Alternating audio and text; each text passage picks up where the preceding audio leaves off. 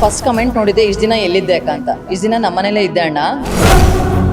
And ಬೇಳೆ ಬೇಯಿಸ್ಕೊಳ್ಳಲ್ಲ ನಾನೇನಾದರೂ ಬೇಯಿಸ್ಕೋಬೇಕು ಅಂತ ಡಿಸೈಡ್ ಆದರೆ ಚಿಕನ್ನು ಮಟನ್ನು ಬೇಯಿಸ್ಕೊತೀನಿ, ಬೇಳೆ ಬೇಯಿಸ್ಕೊಳ್ಳಲ್ಲ.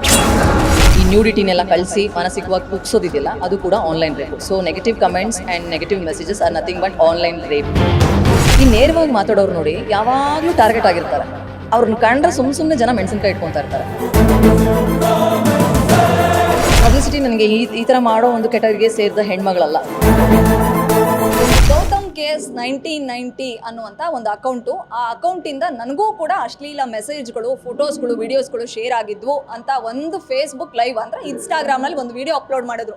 ಓ ಅಕ್ಕ ಇಷ್ಟು ದಿನ ಎಲ್ಲೋಗಿದೆ, ಓ ಈ ಪ್ರಕರಣ ಆದಮೇಲೆ ನಿನ್ಗೆ ಎಚ್ಚರ ಆಯ್ತಾ, ಈಗ ಕಮೆಂಟ್ ಬಂತಾ, ಯಾರಾದರೂ ಒಬ್ಬರು ಕಮೆಂಟ್ ಮಾಡಿದ್ರೆ ಸಾಕು ನನಗೂ ಈ ಥರದ ಅನುಭವ ಆಗಿತ್ತು, ನನಗೂ ಈ ಥರದ್ದಾಗಿತ್ತು ಅಂತ ಹೇಳ್ಬಿಟ್ಟು ನಿಮ್ಮ ಬೇಳೆ ಬೇಯಿಸ್ಕೊಳ್ಳೋಕ್ಕೆ, ಪಾಪ್ಯುಲಾರಿಟಿನ ಹೆಚ್ಚಿಸ್ಕೊಳ್ಳೋದಕ್ಕೆ, ಅಥವಾ ಈ ಇನ್ಸಿಡೆಂಟಲ್ಲಿ ನಾನೊಂಚೂರು ಶೈನ್ ಆಗ್ಬೋದು ಅಂತ ಬಂದುಬಿಡ್ತೀರಾ. ಈ ಥರ ಕಮೆಂಟ್ ಮಾಡಿದಂಥವ್ರಿಗೆ ಗ್ಯಾರಂಟಿ ನ್ಯೂಸ್ ಚಾನಲ್ ಮೂಲಕ ಉತ್ತರ ಕೊಡೋದಕ್ಕೆ ಚಿತ್ರಾಲ್ ರಂಗಸ್ವಾಮಿ ಅವರು ರೆಡಿ ಇದ್ದಾರೆ. ಅವ್ರನ್ನ ಮಾತಾಡಿಸ್ತಾ ಹೋಗ್ತೀನಿ. Hi ma'am. ಹಾಯ್. ನೀವು ಅಲ್ಲಿ ಮೆನ್ಷನ್ ಮಾಡಿದ್ರಿ ಕೂಡ, ಅಂದರೆ ಈ ಒಂದು ಸಿಚುಯೇಷನಲ್ಲಿ ನೇಮು ಫೇಮು ಅಥವಾ ನನ್ನ ಬೇಳೆ ಬಯಸ್ಕೊಳ್ಳೋದಕ್ಕಲ್ಲ, ನನಗೆ ಈ ಥರದೊಂದು ಇನ್ಸಿಡೆಂಟ್ ಆಗಿತ್ತು, ಅದನ್ನು ನಿಮ್ಮ ಮುಂದೆ ಹಿಡ್ತಾ ಇದ್ದೀನಿ. ಯಾಕಂದರೆ ಗೌತಮ್ KS 1990 ಅನ್ನೋ ಒಂದು ಅಕೌಂಟ್ನ ಒಂದು ಖಾಸಗಿ ಪತ್ರಿಕೆಯಲ್ಲಿ ಬಂದಿದ್ದನ್ನು ನಾನು ನೋಡಿದೆ. ಸೊ ಇಬ್ಬರು ಹೀರೋಯಿನ್ಸ್ಗೆ ಆ ಥರದ್ದು ಇನ್ಸಿಡೆಂಟ್ ಆಗಿತ್ತು. ಬಸವೇಶ್ವರ ನಗರದಲ್ಲಿ ಕಂಪ್ಲೇಂಟ್ ಕೂಡ ಆಗಿತ್ತು. ಸೊ ಪೊಲೀಸವರು ಅದನ್ನು ಗಂಭೀರವಾಗಿ ಪರಿಗಣಿಸಿದ ಕಾರಣಕ್ಕೆ ಈ ಇನ್ಸಿಡೆಂಟ್ ಮುಚ್ಚೋಯ್ತು. ಇಲ್ಲಾಂದರೆ ಈ ಥರದ್ದು ರೇಣುಕಾಸ್ವಾಮಿ ಅಂತ ಕೊಲೆ ಕೇಸು ಆಗ್ತಾನೆ ಇರಲಿಲ್ವೇನೋ ಅನ್ನೋಂಥದ್ದು ನಿಮ್ಮ ಪ್ರಶ್ನೆ ಆಗಿತ್ತು. ಬಟ್ ಕಮೆಂಟ್ ಮಾಡಿದವರು ನಿಮ್ಮ ವಿರುದ್ಧವಾಗಿ ಮಾತಾಡೋಕ್ಕೆ ಶುರು ಮಾಡಿದರು. ಓ ಅಕ್ಕ ಇವಾಗ ಬಂದರು ಅಂತ. ಅಂಥವ್ರಿಗೆ first reaction through guarantee news. ನಾನು ಫಸ್ಟ್ ಕಮೆಂಟ್ ನೋಡಿದ್ದೆ ಇಷ್ಟು ದಿನ ಎಲ್ಲಿದ್ದೆ ಅಕ್ಕ ಅಂತ. ಇಷ್ಟು ದಿನ ನಮ್ಮ ಮನೇಲೇ ಇದ್ದೆ ಅಣ್ಣ. ಆದರೆ ಈ ಒಂದು ಅಕೌಂಟ್ ಈ ಹೆಸರಲ್ಲಿದೆ ಅಂತ ನಂಗೆ ಗೊತ್ತಾಗಿದ್ದು ಸ್ಕ್ರಾಲ್ ಮಾಡಬೇಕಾದ್ರೆ. ಆ್ಯಂಡ್ ಈ ವ್ಯಕ್ತಿ ಅಕೌಂಟ್ ಇದು ಅಂತ ನಾನು ಹೇಳ್ತಾ ಇಲ್ಲ, ದ ಹಿಂದೂ ಪೇಪರ್ ಪಬ್ಲಿಷ್ ಮಾಡಿದೆ. ಮೀಡಿಯಾನೇ ನಮಗೆ ಆ ಒಂದು ಅಕೌಂಟ್ನ ಹೆಸರು ಕೊಟ್ಟಿದೆ ಅಂತಂದರೆ ಸೊ ಅರ್ಥ ಮಾಡ್ಕೊಳ್ಳಿ, ನನ್ನ ಬ್ಲಾಕ್ ಲಿಸ್ಟಲ್ಲಿ ಇದ್ದಾರಾ ಅಥವಾ ಫಾಲೋವರ್ಸಲ್ಲಿ ಇದ್ದಾರಾ ಅಂತ ಚೆಕ್ ಮಾಡಿದಾಗ ಬ್ಲಾಕ್ ಲಿಸ್ಟಲ್ಲಿ ಇರೋದು ಸತ್ಯ.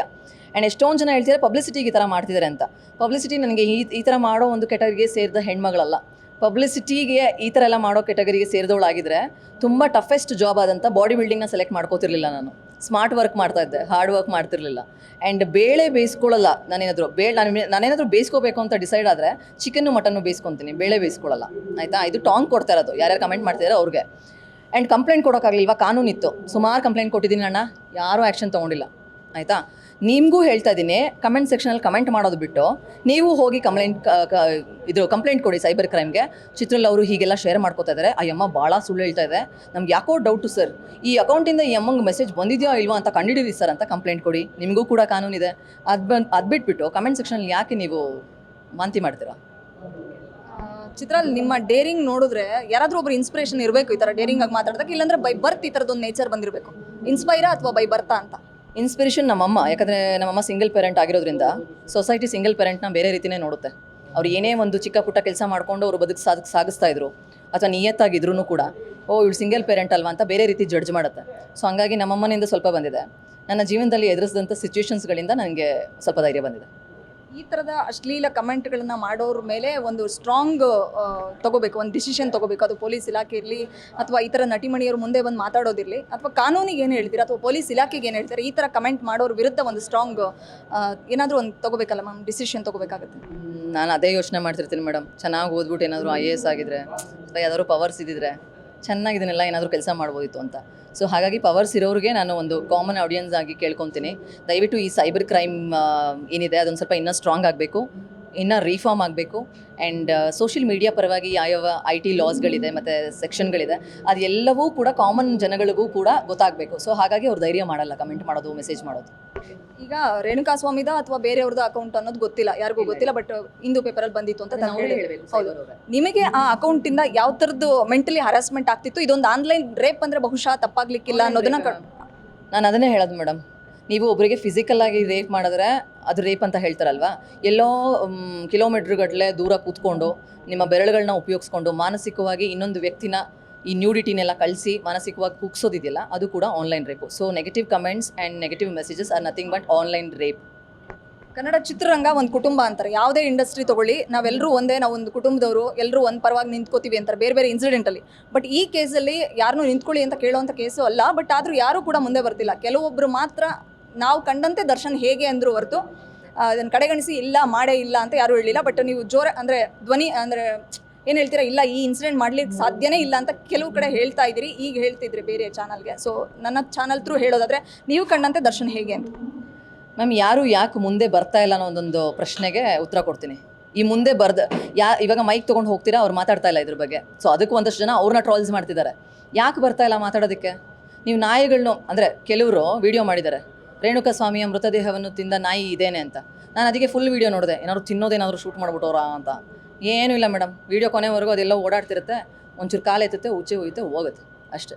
ನಾಯಿನೂ ಬಿಡ್ತಿಲ್ಲ ಅಂತಂದಾಗ ನೀವು ಯಾವ್ಯಾವ ರೀತಿಯ ಕ್ವಶನ್ ಕೇಳ್ಬೋದು ಅನ್ನೋ ಭಯ ಇರುತ್ತೆ. ಹಾಗೆ ಎಲ್ಲವೂ ತಿಳಿಯಾದಮೇಲೆ ಅವ್ರ ಬಗ್ಗೆ ಅವ್ರಿಗಿರೋಂಥ ಅಭಿಮಾನ ಇದ್ದೇ ಇರುತ್ತೆ. ಒಂದೇ ಇಂಡಸ್ಟ್ರಿಯಲ್ಲಿ ಕೆಲಸ ಮಾಡಿದ್ದಾರೆ ಅಂತಂದರೆ ಎಲ್ರಿಗೂ ಅವ್ರ ಬಗ್ಗೆ ಗೊತ್ತಿರುತ್ತೆ. ಆದರೆ ಯಾಕೆ ಈ ಟೈಮಲ್ಲಿ ಯಾರೂ ಶೇರ್ ಮಾಡ್ಕೊಳ್ಳೋದಕ್ಕೆ ಇಷ್ಟಪಡ್ತಿಲ್ಲ ಅಂತಂದರೆ ತೀರಾನೇ ಮೀರೋಯ್ತು ಮೇಡಮ್. ಅವ್ರನ್ನ ಕೆಡ್ದಾಗ ತೋರಿಸೋದಿದೆಯಲ್ಲ, ತೀರಾನೇ ಮೀರೋಯ್ತು. ಇವಾಗ ಏನೇ ಒಂದು ಇವಾಗ ಸೀನಿದ್ರು ಕೂಡ ಯಾಕೆ ಇವ್ರು ಸಿಂಗಲ್ ಸೀನಿದ್ರು ಅಂತ ನ್ಯೂಸ್ ಮಾಡ್ತಾರೆ. ಸೊ ಹಾಗಾಗಿ ಯಾರೂ ಮಾತಾಡೋಕ್ಕೆ ಬರ್ತಿಲ್ಲ. ದಯವಿಟ್ಟು ಯಾರು ಮಾತಾಡ್ತಿಲ್ವೋ ಅವ್ರನ್ನ ತಪ್ಪಾಗಿ ತಿಳ್ಕೊಬೇಡಿ. ಅವ್ರಿಗೂ ಪ್ರೀತಿ ಇರುತ್ತೆ ಅವ್ರನ್ನ ಕಂಡ್ರೆ. ಸೊ ನಾಯಿನೂ ಬಿಟ್ಟಿಲ್ಲ ಅಂತಂದರೆ ಮನುಷ್ಯರು ಹೆಂಗೆ ಬರ್ತಾರೆ ಮೇಡಮ್ ಮಾತಾಡೋದಕ್ಕೆ? ನಾನೇನೋ ಮಾತಾಡ್ತಾ ಇದ್ದೀನಿ ಬೋಲ್ಡಾಗಿ ಅಂದರೆ ಬೇರೆಯವರೆಲ್ಲ ಹೆಂಗೆ ಬರ್ತಾರೆ? ನಿಮ್ಮ ಪ್ರಕಾರ ನಂಗೆ ಅನಿಸುತ್ತೆ ಮ್ಯಾಮ್, ನನ್ನ ಒಪಿನಿಯನ್ ಹೇಳ್ತಾ ಇದ್ದೀನಿ ಇದು. ನಾನು ಯಾರಿಗೂ ನಿಮ್ಮ ಕಮೆಂಟ್ ಸೆಕ್ಷನಲ್ಲಿ ನಿಮ್ಗೆ ಅನಿಸೋ ಥರ ನಾನು ಹೇಳೋಕ್ಕಾಗಲ್ಲ. ಇವ್ರು ನನಗೆ ಕ್ವಶನ್ ಕೇಳ್ತಾರೆ, ನಾನು ಹೇಳ್ತಾ ಇದ್ದೀನಿ ಅವ್ರು ಖಂಡಿತವಾಗ್ಲೂ ಈ ರೀತಿಯ ಕೆಲಸ ಮಾಡೋವಂಥ ವ್ಯಕ್ತಿ ಅಲ್ಲ. ಬಿಕಾಸ್ ಇವಾಗ ಅವ್ರು ಮಾಡಿರೋಂಥ ಸಹಾಯ ಆಗಿರ್ಬೋದು, ಎಲ್ಲವೂ ಮುಂದೆ ಬರ್ತಿದೆ. ಆ್ಯಂಡ್ ಅವ್ರು ಮಾತಾಡಿಸೋವಂಥ ರೀತಿ ಆಗಿರ್ಬೋದು, ಜನನ ಯಾರಿಗೂ ತೊಂದರೆ ಮಾಡಬೇಕು ಅನ್ನೋಂಥ ಇಂಟೆನ್ಷನ್ ಇಲ್ಲ. ಆದರೆ ತುಂಬ ನೇರವಾಗಿ ಮಾತಾಡೋವಂಥ ವ್ಯಕ್ತಿ. ಈ ನೇರವಾಗಿ ಮಾತಾಡೋರು ನೋಡಿ ಯಾವಾಗಲೂ ಟಾರ್ಗೆಟ್ ಆಗಿರ್ತಾರೆ. ಅವ್ರನ್ನ ಕಂಡ್ರೆ ಸುಮ್ಮನೆ ಜನ ಮೆಣಸಿನ್ಕಾಯಿ ಇಟ್ಕೊತಾ ಇರ್ತಾರೆ. ಸೊ ಆ ನೇರವಾಗಿ ಮಾತಾಡೋರನ್ನ ಕಾಯ್ತಾ ಇರ್ತಾರೆ, ಯಾವುದಾದ್ರೂ ಒಂದರಲ್ಲಿ ಸಿಗಾಕೊಳ್ಳಿ, ಯಾವುದಾದ್ರೂ ಒಂದರಲ್ಲಿ ಬೀಳಲಿ ಅಂತ, ಆಳಿಗೊಂದು ಕಲ್ಲು ಅಂತ ಹೊಡೆಯೋದಕ್ಕೆ. ಸೊ ಈ ಸ್ಥಿತಿನೂ ಹಾಗೆ ಆಗಿದೆ. ನನಗೆ ಏನಕ್ಕೆ ಬೇಗ ಕನೆಕ್ಟ್ ಆಗುತ್ತೆ ಅಂತಂದರೆ ನಾನು ತುಂಬ ನೇರವಾಗಿ ಮಾತಾಡ್ತೀನಿ. ಆ್ಯಂಡ್ ನನಗೂ ಕೂಡ ಹಿತಶತ್ರುಗಳು ತುಂಬ ಜನ ಇದ್ದಾರೆ. ಒಂದೊಂದು ಅವಕಾಶಗಳನ್ನು ಗಿಟ್ಟಿಸ್ಕೊಳ್ಳುವಲ್ಲಿ ತುಂಬ ನೋವನ್ನು, ತುಂಬ ಹತಾಶೆಗಳನ್ನು, ತುಂಬ ಅವಮಾನಗಳನ್ನು ಸಹಿಸ್ಕೊಂಡು ಬರುವಂಥ ಪಾತ್ರಗಳನ್ನೇ, ಸಣ್ಣ ಪುಟ್ಟ ಪಾತ್ರಗಳಲ್ಲೇ ತಮ್ಮ ಕೆಪಾಸಿಟಿ ಏನು, ತಮ್ಮ ಕ್ಯಾಲಿಬರ್ ಏನು ಅಂತ ಪ್ರೂವ್ ಮಾಡ್ಕೊಂಡು ಬಂದಿದ್ದೀರಿ. ಸೊ ಬಿಗ್ ಬಾಸ್ ಅಂತ ವೇದಿಕೆಗೆ ಹೋಗಿ ವಾಪಸ್ ಬಂದಮೇಲೂ ಕೂಡ ನಿಮ್ಮ ಕಣ್ಣೀರನ್ನೇ ಬೆವರನ್ನಾಗಿಸ್ಕೊಂಡು ಬಿಲ್ಡಿಂಗಲ್ಲಿ ಸೊ ಅದರಲ್ಲೇ ಒಂದು ಚಾಪನ್ನು ಮೂಡಿಸಿದ್ರಿ. ಸೊ ಯಾಕೆ ಚಿತ್ರಾಲ್ ಟಾರ್ಗೆಟು, ಮತ್ತು ಯಾಕೆ ದೊಡ್ಡ ಮಟ್ಟದ ಇಷ್ಟೊಂದು ಮಾತಾಡ್ತಾರೆ, ಇಷ್ಟೊಂದು ಬೋಲ್ಡ್ ಆಗಿದ್ದಾರೆ, ಬ್ಯೂಟಿಗೆ ಏನು ಕಡಿಮೆ ಇಲ್ಲ, ಯಾಕೆ ಅವಕಾಶಗಳ ಕೊರತೆ ಅಂತ? ಗೊತ್ತಿಲ್ಲ ಮ್ಯಾಮ್. ಮೋಸ್ಟ್ಲಿ ನನ್ನ ಫ್ರೆಂಡ್ ಸರ್ಕಲ್ ಇರೋರಿಗೆ ಗೊತ್ತಿರುತ್ತೆ ನನ್ನ ಒಂದು ಪರ್ಫಾರ್ಮೆನ್ಸ್ ಕೆಪಾಸಿಟಿ ಬಗ್ಗೆ. ಅವರೇನಾದರೂ ದೊಡ್ಡ ಮಟ್ಟದಲ್ಲಿ ಡೈರೆಕ್ಟರ್ಗಳಾದರೆ ಮೋಸ್ಟ್ಲಿ ನನಗೆ ಚಾನ್ಸ್ ಸಿಗ್ಬೋದು. ಇಲ್ಲಾಂತಂದರೆ ನನಗೆ ಒಂದು ಬ್ರಿಡ್ಜೇ ಗೊತ್ತಿಲ್ಲ ಮೇಡಮ್. ಒಂದು ಒಳ್ಳೆ ನಟಿ ಅಥವಾ ನಟ ಒಂದು ಒಳ್ಳೆ ಪ್ರೊಡಕ್ಷನ್ಗೆ ತಲುಪುವಂಥ ಬ್ರಿಡ್ಜೇ ಇಲ್ವಲ್ಲ ಮೇಡಮ್. ಕ್ಯಾಸ್ಟಿಂಗ್ ಏಜೆನ್ಸಿಗಳೇ ಜಾಸ್ತಿ ಯಾವುದೂ ಇಲ್ಲ. ಮಧ್ಯ ಮ್ಯಾನೇಜರ್ಸ್ಗಳು ಬರ್ತಾರೆ, ಬಟ್ ಅವರೇ ಹೇಗಿರ್ತಾರೆ ಮ್ಯಾನೇಜರ್ಸು. ಸೊ ನನಗೆ ಇವಾಗಲೂ ಅನಿಸುತ್ತೆ ಮ್ಯಾಮ್, ಅವಕಾಶಗಳು ಗಿಟ್ಟಿಸ್ಕೊಳ್ಳೋದು ಹೇಗೆ. ನಾನು 2008 ಆ್ಯಕ್ಟ್ ಮಾಡ್ತಾಯಿದ್ದೀನಿ. ನೀವು ನಂಬ್ತಿರೋ ಬಿಡ್ತಿರೋ, ಒಂದು ಪೇಜ್ ಡೈಲಾಗ್ ಕೊಟ್ಟರೆ ನೀವು, ನಾನು ನೋಡದೇ ಇರೋ ಥರ ಒಂದೇ ಟೇಕಲ್ಲಿ ತೊಗೋತೀನಿ. ಆ ಒಂದು ನನ್ನ ಇದು ದುರಾಂಕರಿಗೆ ಹೇಳ್ಕೋತಿಲ್ಲ, ಆ ಒಂದು ಕೆಪಾಸಿಟಿ ಇದ್ದರೂ ಕೂಡ ಅವಕಾಶಗಳು ಸಿಗ್ತಿಲ್ಲ. ಆಡಿಷನ್ಸ್ಗೆ ಹೋಗ್ತೀನಿ. ಈಗ ಒಂದು ಆಡಿಷನ್ಗೆ ನಾವು ಆಟೋದಲ್ಲಿ ಹೋಗಬೇಕು ಅಂತಂದರೆ ಬ್ಯಾಂಗ್ಳೂರಲ್ಲಿ 500 ರೂಪಾಯಿ ಬೇಕಾಗುತ್ತೆ ಮ್ಯಾಮ್. ಆ ಥರ ಒಂದು 10 ಆಡಿಷನ್ಗೆ ಹೋದರೆ ಅಂದರೆ ನನ್ನದೇ 600 ರೂಪಾಯಿ ಹೋಗಿರುತ್ತೆ. ಆದರೆ ನಾನು ಇಲ್ಲಿ ಬೆಗ್ಗರ್ ಥರ ದಿನ ಬೆಳಗಾದರೆ ಸರ್ ಏನಾಯಿತು ಅಂತ ಅಪ್ಡೇಟ್ ಕೇಳ್ತಿದ್ರೆ ಯಾರೋ ಬೇರೆಯವ್ರನ್ನ ಅವ್ರು ಸೆಲೆಕ್ಟ್ ಮಾಡ್ಕೊಂಡಿರ್ತಾರೆ. ಬಟ್ ರೀಸನ್ನೇ ಹೇಳಲ್ಲ, ರೀಸನ್ನೇ ಇಲ್ಲ. ಬಿಗ್ ಬಾಸ್ ವಿನಯ್ ನಿಮಗೆ ಎಷ್ಟರ ಮಟ್ಟಿಗೆ ಆಪ್ತಿರೋ ಗೊತ್ತಿಲ್ಲ, ಬಟ್ ನಿಮ್ಮ ಪರವಾಗಿ ಅವ್ರು ಬ್ಯಾಟಿಂಗ್ ಮಾಡಿದ್ರು. ಚಿತ್ರಾಲ್ ರಂಗಸ್ವಾಮಿಗೆ ಕೆಟ್ಟದಾಗ ಕಮೆಂಟ್ ಮಾಡ್ತಿದ್ದಾರೆ ನೆಟ್ಟಿಗರು ಅಂತ. ಸೊ ಆ ಥರ ಮಾಡಬಾರ್ದು ಅಂತಲೂ ಹೇಳಿದ್ರು ಅವರು ಮೊನ್ನೆ ಮಾತಾಡ್ತಾ. ಸೊ ಅವ್ರ ಬಗ್ಗೆ ಏನು ಹೇಳ್ತೀರಿ, ಅವ್ರ ಡಿಸಿಷನ್? ಬಿಗ್ ಬಾಸಲ್ಲಿ ಇರೋಂಥ ಸಮಯದಲ್ಲಿ ಬಳೆ ಬಗ್ಗೆ ಮಾತಾಡಿದಾಗ ನಾನು ರೊಚ್ಚಿಗೆದ್ದಿದ್ದೆ ಅವ್ರ ವಿರುದ್ಧ. ಆ್ಯಂಡ್ ಈಗ ಪಬ್ಲಿಕಲ್ಲಿ ನಾನು ಸಾರಿ ಕೇಳಿದ್ದೀನಿ ನನ್ನ ಸ್ಟೋರಿ ಮೂಲಕ. ಯಾಕೆ ರೊಚ್ಚಿಗೆದ್ದಿದ್ದೆ ಅಂತಂದರೆ ನನಗೆ ಬಿಗ್ ಬಾಸ್ ಅನ್ನೋ ಪ್ಲ್ಯಾಟ್ಫಾರ್ಮ್ದು ಸ್ಟ್ರಾಟಜೀಸ್ ಗೊತ್ತಿರಲಿಲ್ಲ. ಅದಾದಮೇಲೆ ಒಂದು ಸ್ವಲ್ಪ ಮೆಚುರಿಟಿ ಬಂತು, ಈ ಥರ ಎಲ್ಲ ನಡೆಯುತ್ತೆ ಇಲ್ಲಿ ಅಂತ. ಸೊ ಯಾರನ್ನ ಹೇಗೆ ಬೇಕಾದ್ರೂ ತೋರಿಸ್ಬೋದು ಅಂತ. ಆ್ಯಂಡ್ ಎಲ್ಲರೂ ಕೇಳ್ತಾರೆ ಯಾವಾಗಲೂ ಬಿಗ್ ಬಾಸ್ ಬಗ್ಗೆ. So again I am speaking about Bigg Boss ಏನು ಸ್ಕ್ರಿಪ್ಟೆಡ್ ಅದು ಇದು ಅಂತ ಕೇಳ್ತಾರೆ. ಇವಾಗ ಬೆಳಗ್ಗೆ ನಾವು ಎದ್ದ ತಕ್ಷಣ ಒಂದು ಆಟೋದಲ್ಲಿ ಹೋಗ್ತೀವಿ ಅಂದ್ಕೊಳ್ಳಿ ಮೇಡಮ್, ಬೆಳಗ್ಗೆ ಮೂಡ್ ಫ್ರೆಶ್ ಆಗಿರುತ್ತೆ. ನಾನು ಆಟೋದೊಂದು ಜೊತೆ ಚೆನ್ನಾಗಿ ಮಾತಾಡ್ತೀನಿ, ಏನು ಸರ್ ತಿಂಡಿ ಆಯಿತಾ ಏನು ಅಂತ. ರಾತ್ರಿ ಬರುವಾಗ ನಂದು ಮೂಡ್ ಚೆನ್ನಾಗಿರಲ್ಲ, ಜಗಳ ಮಾಡ್ತೀನಿ ಏನೋ ಒಂದು, ಯಾಕೆ ಸರ್ ಇಷ್ಟೊಂದು ತೊಗೋತಿದ್ದೀರಾ, ಮೀಟ್ರ್ ಮೇಲೆ 20 ರೂಪಾಯಿ ತೊಗೋತಿದ್ದೀರಾ ಅಂತ. ನೀವು ಜಗಳ ಮಾಡಿರೋದನ್ನ ಮಾತ್ರ ಟೆಲಿಕಾಸ್ಟ್ ಮಾಡಿದ್ರೆ ನಾನು ಹೆಂಗೆ ಕಾಣಿಸ್ತೀನಿ ಜನಕ್ಕೆ? ಕೆಟ್ಟೋಳ ಥರ ಕಾಣ್ತೀನಿ. ನಾನು ಬೆಳಗ್ಗೆ ಚೆನ್ನಾಗಿ ಮಾತಾಡಿರೋದನ್ನ ಟೆಲಿಕಾಸ್ಟ್ ಆದರೆ ಹೆಂಗೆ ಕಾಣಿಸ್ತೀನಿ? ಒಳ್ಳೆಯವ್ರ ಥರ ಕಾಣ್ತೀನಿ. ಆ ಬೆಳಗ್ಗೆ ಚೆನ್ನಾಗಿ ಮಾತಾಡಿರ್ತಾನಲ್ಲ, ಅದಕ್ಕೊಂದು ರವಿಚಂದ್ರನ್ ಸಾಂಗ್ ಹಾಕ್ಬಿಟ್ಟು ಟೆಲಿಕಾಸ್ಟ್ ಮಾಡಿದ್ರೆ ಹೆಂಗೆ ಕಾಣಿಸ್ತೀನಿ? ಲವ್ ಮಾಡ್ತಾ ಇದ್ದೀನಿ ಅನ್ನೋ ಥರ ಕಾಣಿಸ್ತೀನಿ.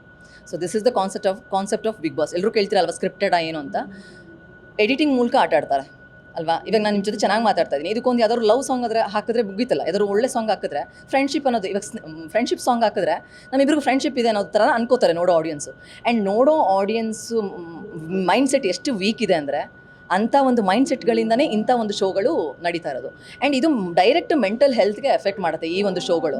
ಬಟ್ ಅದು ಯಾಕೆ ಅದನ್ನು ನಡೆಸ್ಕೊಡ್ತಾ ಇದ್ದಾರೆ ಅಥವಾ ನಡೆಸ್ತಾ ಇದ್ದಾರೆ ಗೊತ್ತಿಲ್ಲ.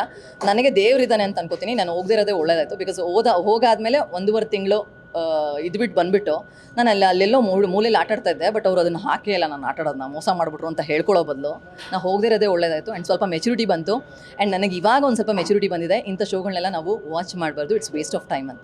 ನನ್ನ ಕೊನೆಯ ಪ್ರಶ್ನೆ, ದರ್ಶನ್ ಅವರ ಈ ಒಂದು ಪ್ರಕರಣ ಮತ್ತು ರೇಣುಕಾಸ್ವಾಮಿ ಕೊಲೆ ಪ್ರಕರಣ ಯಾವ ರೀತಿ ಅಂದರೆ ತನಿಖೆ ಚುರುಕಾಗಿದೆ ಗೊತ್ತು, 15 ದಿನ ಜುಡಿಷಿಯಲ್ ಸಿಸ್ಟಮ್ ಕೊಟ್ಟಿದ್ದಾರೆ ಗೊತ್ತು. ನೀವು ಕಂಡಂಥ ಈ ಪ್ರಕರಣ ಯಾವ ಹಾದಿಯಲ್ಲಿ ಹೋಗ್ತಾ ಇದೆ, ಯಾವ ಹಂತ ತಲುಪೋದು, ನೀವು ಏನು ಹೇಳ್ತೀರಾ ಈ ಪ್ರಕರಣದ ಬಗ್ಗೆ ಅಂತ? ನನಗೆ ಫನ್ನಿ ಅನಿಸ್ತಿರೋದು ಏನಂದರೆ ಮ್ಯಾಮ್, ಒಳಗಡೆ ಏನೇನು ನಡೆಯುತ್ತೆ ಆ್ಯಂಡ್ ಅದು ಲಾಯರ್ಸ್ಗಳಿಗೆ ಮಾತ್ರ ಗೊತ್ತಿರುತ್ತೆ. ಅಲ್ಲಿ ಒಳಗಡೆ ಯಾರು ಭೇಟಿ ಮಾಡ್ತಾರೆ ಆ್ಯಂಡ್ ಎಷ್ಟೊಂದು ಜನ ವಕಾಲತ್ ಹಾಕಿರೋ ಲಾಯರ್ಗಳಿಗೆ ಮಾತ್ರ ಗೊತ್ತಿರುತ್ತೆ ಆ ವಿಷಯಗಳು. ಯಾಕಂದರೆ ನಿನ್ನೆನೇ ಯಾರೋ ತೋರಿಸಿದ್ರು ಮೇಡಮ್, ಇದನ್ನು ಶೇರ್ ಮಾಡಿಕೊಂಡ ನಟಿ ಚಿತ್ರಲ್ ಅವರಿಗೆ ಈಗ ಸಂಕಷ್ಟ ಕಾಡಿದೆ, ನೋಟಿಸ್ ಹೋಗಿದೆ. ನನಗೆ ಇನ್ನೂ ನೋಟಿಸ್ ಬಂದಿಲ್ಲ. ನನಗೆ ನೋಟಿಸ್ ಕಳಿಸೋದನ್ನ ನಿಮಗೆ ಹೇಳ್ತಾರ ಫಸ್ಟು, ನನಗೆ ಫೋನ್ ಮಾಡಿ ಹೇಳ್ತಾರ? ನನಗೆ ತಾನೆ.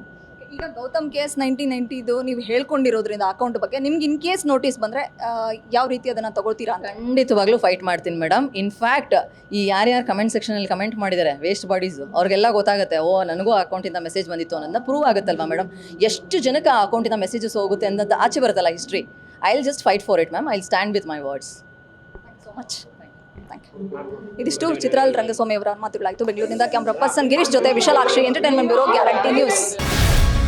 ಗ್ಯಾರಂಟಿ ನ್ಯೂಸ್, ಸುದ್ದಿ ಖಚಿತ, ನ್ಯಾಯ ನಿಶ್ಚಿತ.